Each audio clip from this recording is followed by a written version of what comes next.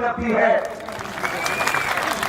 ये भाजपा है, ऐसी सरकार को उखाड़ फेंकने का दिन आ गया है। ये इलेक्शन सिर्फ एमएलए चुनने का इलेक्शन होता तो शायद मैं आपके सामने दामन फैलाने नहीं आता। मैं पिछले एक हफ्ते से जम्मू कश्मीर के चुनाव में था, उसके बाद लौट के आया तो मैं पूरे हरियाणा में टहल रहा हूँ, घूम रहा हूँ, जा रहा हूँ लोगों के बीच में। एक तरफा कांग्रेस का माहौल है, पूरा सिस्टम जाम पड़ा है कि अगर भी निकल जाएंगे पंजा ही पंजा दिखाई पड़ रहा है। पंजा हर दिन कमल पर शिकंजा कसता जा रहा है, कमल मुरझा रहा है, पंजा आ रहा है। इसलिए मेरे भाई चूकना नहीं है।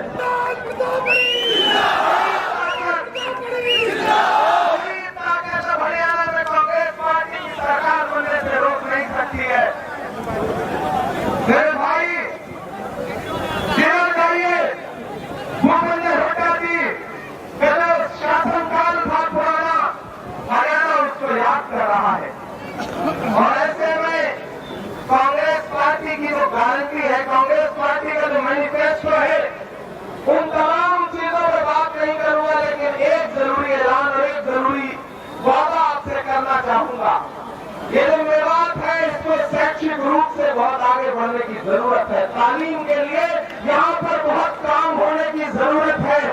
मैं वादा करता हूँ और चौधरी रियाज साहब को भी ये यकीन दिलाता हूँ, और यहाँ जितने भी एमएलए जीतेंगे पूरे मेवात के, उनको लेकर के राहुल गांधी जी से मिल करके इस इलाके में तालीम के लिए जो यूनिवर्सिटी की जरूरत है, उसके लिए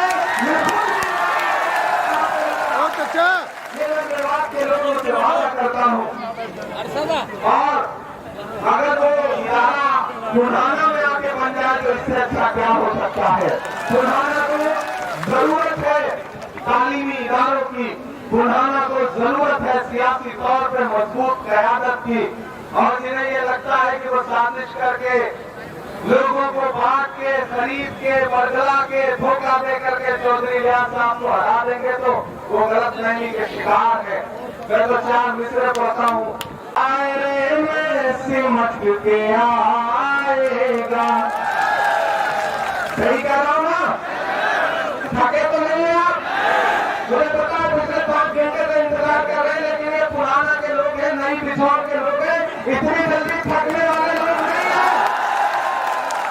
दायरे में सिमट के आएगा, हर रवायत से हट के आएगा। आंधियों को जरा खबर कर दो, आंधियों को जरा खबर कर दो, शेर वापस पलट के आएगा, शेर पलट के आएगा। हरियाणा में कहीं भी चले जाओ, भाजपा की रैलियों में भीड़ नहीं है, किराए के लोग लाए जा रहे हैं। और वो जो किराए के लोग हैं ना, उनमें जोश है ना हौसला है। नरेंद्र मोदी साहब भाषण देने आ रहे हैं तो उनकी बातों में भी कोई असर नहीं है। हमें रास्ते में आ रहे थे तो एक जगह में सोचा भाजपा के लोग खड़े थे तो मुझे को माला पहनाने आ गए। मैंने कहा कम से कम निशान देख लिया करो, हम कांग्रेस के लोग हैं, लेकिन आपका स्वागत है, आप ही आपसे कांग्रेस ज्वाइन कर लो। क्या हालत है हरियाणा में? ये जो भाजपा के लोग हमसे सवाल पूछते थे कि बताओ कांग्रेस वालों 70 साल में क्या किया, हम तो उनसे कहना चाहते हैं कि भाजपाइयों, जो भाजपा सरकार अपना चलाया हुआ 2000 का नोट 7 साल नहीं चला सकी, वो हमसे 70 साल का हिसाब मांगते हैं। नरेंद्र मोदी जी झूठ बोलते हैं, इस देश के प्रधानमंत्री हर सुबह शाम झूठ बोलते हैं। मैंने उनसे बड़ा अदाकार नहीं देखा है। अमिताभ बच्चन, दिलीप साहब तो छोटे एक्टर हैं, नरेंद्र मोदी जी बहुत बड़े एक्टर हैं। लेकिन इस बार राहुल गांधी जी ने ऐसा पंजा भिड़ाया है कि नरेंद्र मोदी जी पार्लियामेंट में राहुल गांधी जी के सामने ऐसे बैठते हैं जैसे नेता राहुल गांधी हो और प्रधानमंत्री जी चुप बैठे हो। वजह से हुआ है। अरे भाई, एक दिन पार्लियामेंट में तकरीर कर रहे थे, मैंने कहा ना झूठ बोलते हैं, आजकल तो एक्टिंग भी करने लगे हैं। रोहित वेमुला की मौत के बाद एक दिन पार्लियामेंट में खड़े होकर तकरीर कर रहे थे नरेंद्र मोदी जी। तकरीर करते करते भावुक हो गए। जब भावुक हो गए तो बाहर में निकला तो मीडिया के सामने मुझसे कहा कि इमरान साहब आज तो राहुल गांधी के सामने भाषण देते देते नरेंद्र मोदी जी भावुक हो गए, जज्बाती हो गए। हमने कहा भाई, किसी का शेर है कि वो फिदारती पहलू निकाल लेता है, मैं कुछ कहूं तो तराजू निकाल लेता है।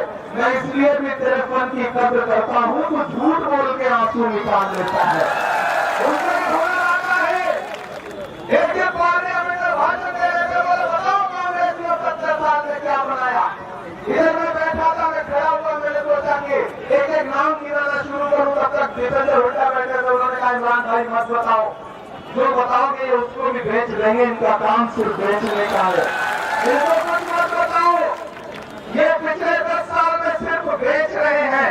यही काम हरियाणा में मनोहर लाल खट्टर से करवाया गया है। पर्ची वाला मुख्यमंत्री लाके थोप दिया गया, जैसे राजस्थान में पर्ची वाला मुख्यमंत्री थोपा गया है, उसी तरह से हरियाणा में थोपा गया।